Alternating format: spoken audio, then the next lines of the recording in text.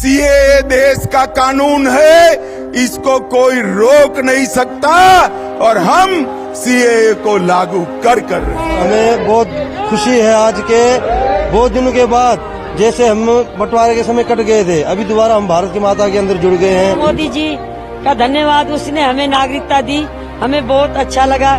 क्यों तो 4 साल पहले भी बोला था, बहुत खुश हुए। नमस्कार साथियों, भारत सरकार ने भी हाल ही में सीए कानून को लागू कर दिया और इस कानून को लागू करते ही देश में खूब सारी चर्चा की जा रही है। कुछ लोग तो ये भी अफवाह फैला रहे हैं कि भारत सरकार इस कानून को लगाकर भारतीय मुसलमानों की नागरिकता छीनी जा रही है और कुछ लोग ये भी कह रहे हैं कि इस कानून को संविधान के विरुद्ध बनाया गया है और कुछ लोग ये भी कह रहे हैं कि भारत सरकार ने ये निर्णय बहुत सही लिया है। आखिर रियलिटी क्या है, चलिए इसे समझते हैं। इस एक्ट को 11 दिसंबर 2019 में संसद में पास किया गया था और इस एक्ट को पास करते ही देश में गजब का प्रोटेस्ट देखने को मिला। इस कानून के अनुसार बांग्लादेश, पाकिस्तान, अफगानिस्तान जैसे कुछ पड़ोसी देश से लोग भाग के आए थे, उनमें से हिंदू, सिख, जैन, ईसाई धर्म के लोग को भारत सरकार नागरिकता देगी और इसका कट ऑफ डेट 31 दिसंबर 2014 रखा गया है। जो लोग 31 दिसंबर 2014 के बाद आए उन्हें भारत सरकार नागरिकता नहीं देगी। आखिर यहाँ मेन सवाल यह आता है कि इस एक्ट में मुस्लिमों को क्यों नहीं शामिल किया गया। तो इस पे भारत के गृह मंत्री माननीय अमित शाह जी कहते हैं कि पाकिस्तान, बांग्लादेश, अफगानिस्तान जैसे देशों में माइनॉरिटी के साथ कितना जुल्म किया जाता है, ये आप सबको पता है। और एक बात आप खुद ही सोचिए कि अगर उनको हमने अपने अंदर लाना ही होता तो भारत के 3 देश में टूटने का आखिर क्या मतलब रह जाता। इन देशों ने माइनॉरिटी पे किस प्रकार जुल्म किया है उसे मैं एग्जाम्पल से समझाता हूँ। इससे पहले आप इस वीडियो को देख लीजिए। उधर तो कह नहीं सकते हम, हमको दुख होता है। होली करते किसी पे रंग गिर जाता मुसलमानों पे तो मुसलमान हमको मारने दौड़ते थे।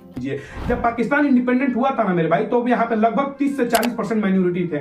वहीं आज के डेट में गिरकर मात्र 5 से 10% हो गए हैं। आखिर इसका कारण क्या है तो मैं आपको बताता हूँ। या तो इन देशों में माइनॉरिटी को जबरदस्ती धर्म परिवर्तन कराया जा रहा है या उन्हें मारा जा रहा है। इसके लिए मैं आपको एक और एग्जाम्पल देता हूँ। आप आज न्यूज में ये देखते होंगे कि पाकिस्तान, बांग्लादेश, अफगानिस्तान जैसे देशों में मंदिरों को तोड़ा जा रहा है, गुरुद्वारे को तोड़ा जा रहा है। बताइए किस टाइप का सेकुलरिज्म है जहां मंदिर और गुरुद्वारे को तोड़ा जा रहा है। अगर ऐसा सेकुलरिज्म होता ना मेरे भाई, तो हमें ऐसा सेकुलरिज्म नहीं चाहिए। आजादी के 2 वर्ष बाद इन दोनों देश के प्रधानमंत्री के बीच एक समझौता किया गया था और इस समझौता में यह तय किया गया था कि ये दोनों देश अपने माइनॉरिटी की सुरक्षा करेंगे। लेकिन रियलिटी क्या है ये आप सबको बताने की जरूरत नहीं है। किस प्रकार पाकिस्तान में माइनॉरिटी को शोषण किया जाता है, उनको परेशान किया जाता है, उनके साथ जुल्म किया जाता है। इसका अंदाजा आप इसी बात से लगा सकते हैं कि पाकिस्तान के पहले कानून मंत्री योगेंद्र नाथ मंडल जी थे, उनके साथ इतना बुरा व्यवहार किया गया था कि वो साल 1950 में भारत लौट आए। इसलिए भारत सरकार का यह फर्ज बनता है कि वो अपने देशवासियों का, जिन्हें धर्म के आधार पर बांटा जा रहा है, जिन्हें धर्म के आधार पर शोषण किया जा रहा है, उनको सुरक्षा प्रदान करे। और भारत में आप सही भी कर लेंगे ना मेरे भाई, तो आपको कुछ ऐसे एंटी इंडियंस मिलेंगे जो भारत का खाते हैं लेकिन गाते हैं चाइना, पाकिस्तान जैसे देशों का।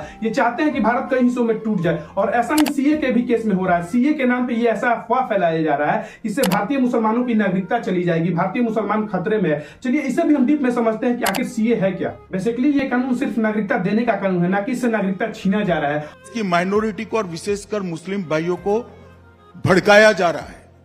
देश में किसी की भी नागरिकता सीए छीन ही नहीं सकता क्योंकि कानून में प्रोविजन ही नहीं है।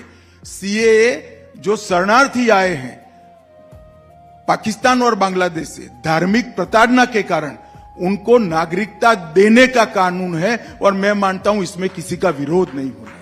और जो भी लोग हमारे देश के मुस्लिम को बहका रहे हैं, जो भी मुस्लिम बहक रहे हैं, उन्हें एक बात समझनी चाहिए कि ये सिर्फ साल 2014 से पहले आए हुए हिंदू, सिख, जैन, ईसाई भाइयों को नागरिकता देने का कानून है। इससे किसी भी इंसान की नागरिकता नहीं छीनी जाएगी और इससे भारतीय मुसलमानों पे कोई इफेक्ट नहीं पड़ने वाला है और ना ही किसी भारतीय पे कोई इसका इफेक्ट पड़ेगा। एक बात आप खुद ही सोचिए कि आए दिन जब हम सोशल मीडिया के जरिए, न्यूज के जरिए जब पाकिस्तान माइनॉरिटी पे हुए अत्याचारों को देखते हैं कि उनके साथ कितना जुल्म किया जा रहा है, तो क्या हमें उनकी मदद नहीं करनी चाहिए। और इसका विरोध वही लोग कर रहे हैं जो रोहिणी मुसलमानों को भारत में गैर कानूनी तरह से बसाकर और भारत में दंगे करा रहे हैं।